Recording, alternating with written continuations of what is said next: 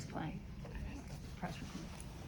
Okay, so the first, you guys used these for when we were printing at home, and it's basically the same thing. I'm going to take off my the plastic on it, and remember, there's sort of, I think in your kit there's sort of a frosted side and a shiny side. I think it's slightly easier to use the shiny side because it wipes a little more, the ink wipes away a little better on the shiny side. So I'm going to remove that. Here's the shiny side. That's the shiny side. All right, so with monoprinting, in our collograph, we made our plate out of cardboard. In monoprinting, this is your printing plate, this whole surface. My paper is actually just like a tiny bit bigger. Actually, let me check it. I think my paper is just a tiny bit bigger than this surface. It's actually, no, you know what? It's the same size. So for my monoprint, all of our concern about borders and clear borders, we're gonna have no borders in these monoprints. We're gonna go edge to edge. The whole thing is gonna be inside of the image. And so it's gonna be easy to register, and you don't have to worry about your borders. Basically, the idea with the monoprint is that I want ink on the surface, and I want ink on my stencils, and I can do multiple color printing. So let me try to do something like that. I'll put these in.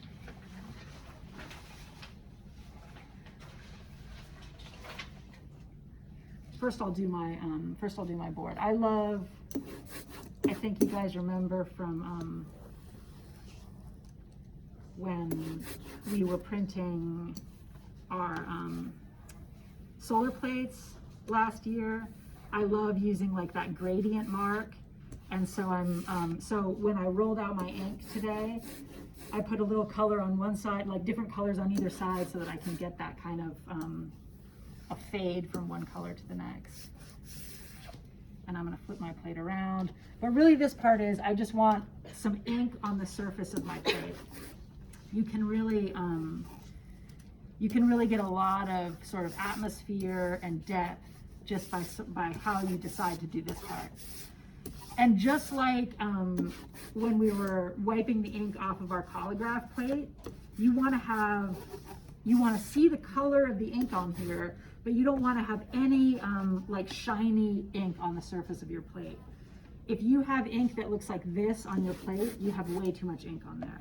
You really should be thinking about it just like we do in with relief. Remember, we talked about this a lot last year. You want to have a thin tab of ink on the palette, and then you want to smoothly roll it onto your plate. You don't want to go like straight from the jar to the plate. You want to have a really nice smooth roll to get onto your printing plate. This roller is a little funny. It doesn't have to be like one clear color. You could mix colors. You could do like a big gradient that goes to white. I'm gonna do something like that. Let's see how that works. And now I'm gonna do one of my stencils. I totally love that hand. I think it looks too much like Bart Simpson. You need a lot of space when you're doing this stuff, and probably what'll happen is there'll be, when you guys are all printing together, there'll be different colors in different areas, and hopefully what you can do is move your plate around and pick up different colors as you go around. Maybe we'll make like a couple different sort of color stations for you to use. There also tends to be a lot of when everybody's doing this this method, it gets pretty exciting, and you need a lot of room to kind of, ink your stencils, ink your plates. So just sort of be considerate of each other as you're going around. I sort of like those roller marks in this. I'm gonna leave it like that. And maybe I'll put this guy here. But then I also can use the stencil just completely blank. So maybe I'll do that as well. Maybe I'll do that one right there. And now I'm ready to go onto the press. Oh, actually, can I try to move this? That's Hannah, no? No?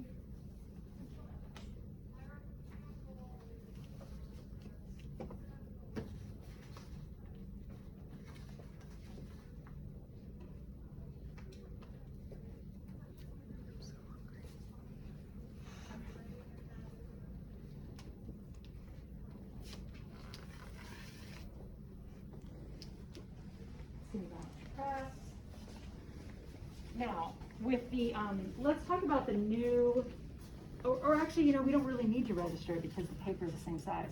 Okay, we don't have to think about our borders at all. I'm just gonna put the paper right down on this. You can either, with this method, you can either print wet or dry.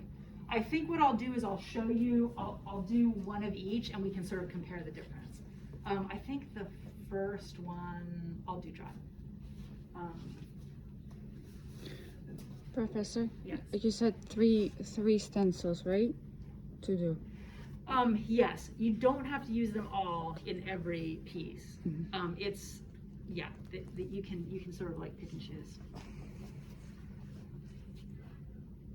My paper is almost the exact size of my plate. And if it wasn't, I can always like, if there's a little bit of a halo, I can always cut that off too. I'm gonna put my newsprint on. What do you think about the pressure margin? I feel like it's almost exactly the same. What is that? What's the It's material? it's that plexi we were using. I feel like it might. Should be nice, yeah.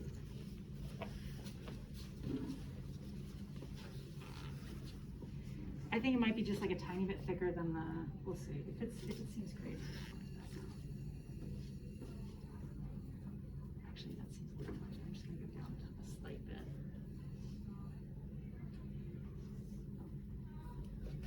Let's see what happens.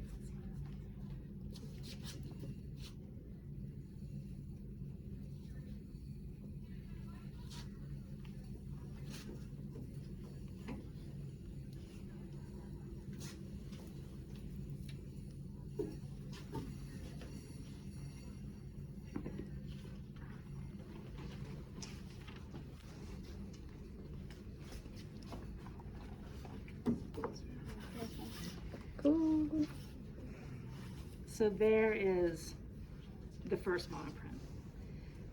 Now, the beauty of working with this method is that now I've got the surface is inked.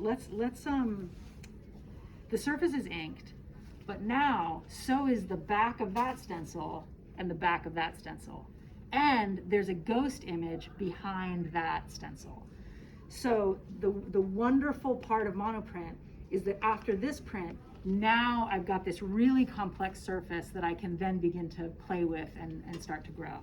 So instead of, to make another version, instead of wiping all this away and starting again, I'm gonna use what I've got here and I'm gonna just add another layer to it. So now let's go back over to the my printing area. And now I've got some decisions to make. I can, I'm gonna take this guy off, and now I've got that nice weird inked surface there that I can play with again. I'll put that up there. And now this guy could also get switched around. Maybe he'll go like that. That guy will go like that maybe. I like that little, that guy go like that. And now I'm gonna add another element to it. Maybe now I'll add my hand. And maybe I'll use black for this guy. So this one would be like kind of colored, or is it like white? This one will be as colored as the plate was. It's completely offset onto the plate now.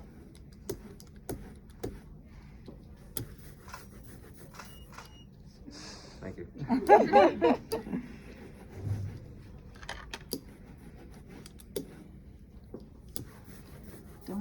agree to that kind of stuff? Yes, like from nowhere. Legally, you might have to. I think when you work here, you're just like, yeah, you can just take a picture whenever. I might have signed that when I got hired or something. And think about your, think like everything that you can see on the surface here. It might go a little dark right here. Is that blue or black? Mhm, blue, That's blue. blue. This is black. I'm not sure like how much this actually is, but Maybe I'll try to put a little. Professor, I'm throwing this out. Okay, good, thank you. Oh, did it just fall out of my pocket? You're like stepping over it. Oh no. Oh, this is good.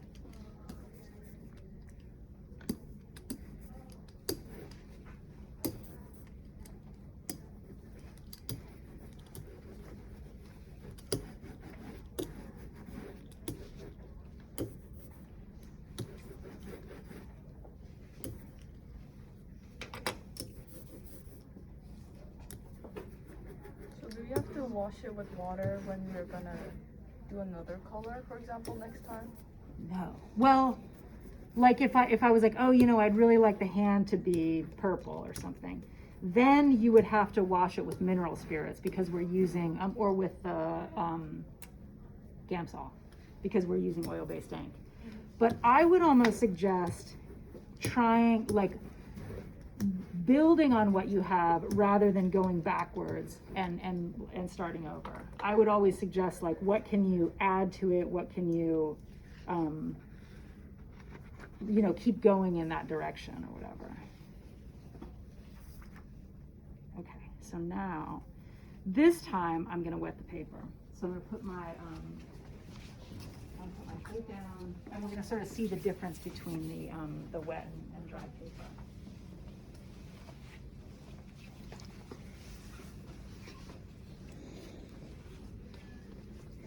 I'm not gonna go too crazy with wetting it, I'm just gonna do a dip. Getting it completely wet, hanging out for 2 minutes. Not really.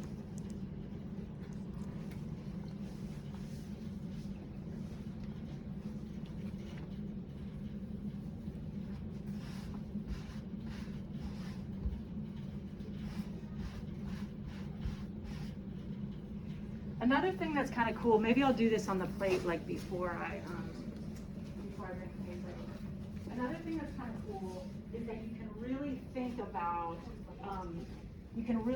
like this surface, the surface of our plate is really good for like paintbrush marks, negative marks, but the Duralar is also really good for it. So you can actually do some sort of drawing moves inside that Duralar as well. So both the surface of your plexi and the surface of the Duralar can sort of be activated by mark making at this point.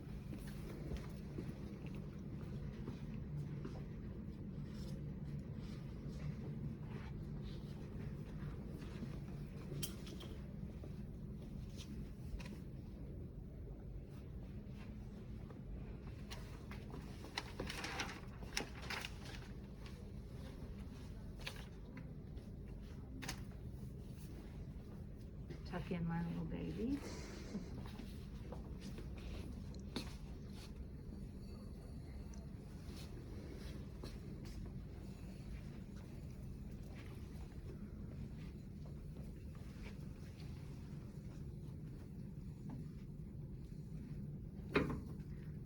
I maybe tighten that a tiny bit too much, but it'll be all right.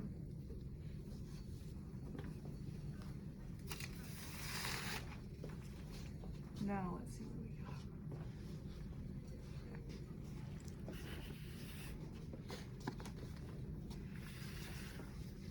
So you can see all the different marks I made. I can now start to see. I can see just that tiny mark I made with the back of the paintbrush.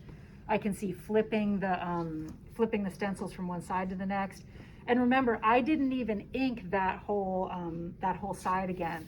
That's just the ghost print of the inking that I did before. Let me compare them with the other one. Oh, Thank you.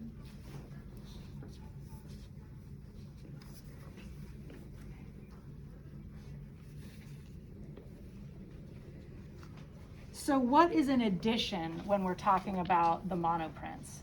To me, the addition is there are elements that are dissimilar and elements that are similar. Same color family, for instance, same group of stencils, even though this stencil didn't exist in this one. To me, they still seem sort of part of a set, part of a whole. It doesn't mean that I can't introduce another color. I just want to see some elements of similarity when I look across the three. In the end, you're going to turn in 3 monoprints, and I want them to sort of be a set together. An edition varie, similar paper, exact same paper size, exact same stencils, possibly the same color family. Certain things can be introduced, and definitely sort of looking like a set when they're all together. I'll introduce another way of making a stencil next week. But those of you that are ready to start, think about what you might want to do.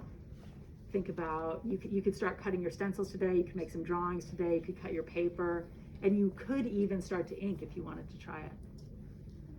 Any questions about it? Yeah. Can I make an organ? An organ. Yeah, it's part of the body. Oh yes, of course. Yeah, of course. Yeah. You can interpret that as widely as you want. It could be an organ. Yes. Let's say you want to like go in, like you have like your stencil, like the shape. Yeah. But if you want to like carve out like little details Yes, inside of that one you stencil. can do that, and keep all of those little details, because you could see if I had cut out all my fingernails, then I could use those fingernails like in other places. So yes, you can do that. Yeah. Do you want specifically like one body part, or can it be like something larger, like a torso or like something? It cannot be a torso. Okay. Try to think about. I'm sort of trying, like, when I show you the artists that we're kind of looking at with this project, you'll kind of see why. But I want to get away from. I want this project to kind of merge recognizable objects and figures inside this abstract whole. I want your eye to be able to rest on, like, oh, it seems kind of like it could be a leaf or a hand, but then I really want you to get lost in the abstraction. And so that's why I want it to be a part. We're kind of, my idea is that we're kind of building this thing out of parts, and so that's why I want it to be a part. I want you to the urge to make the whole figure, let it come out of like the way that you arrange it, rather than drawing it to begin with. Gloria, did you have a question? No, I just said. Okay, got it. What else? Any other questions? Is anybody ready to start today? Start on it? Oh, good. Yes. Well, you have some time, and I can leave these. Well, you have a little time. You have time at least to cut your stencils and stuff. What else? And then we'll add to it a little bit. You could, and remember that idea of drawing on the plate too. That's a really good one. And that could be where your like specific like representation comes in and stuff too. All right, that's it.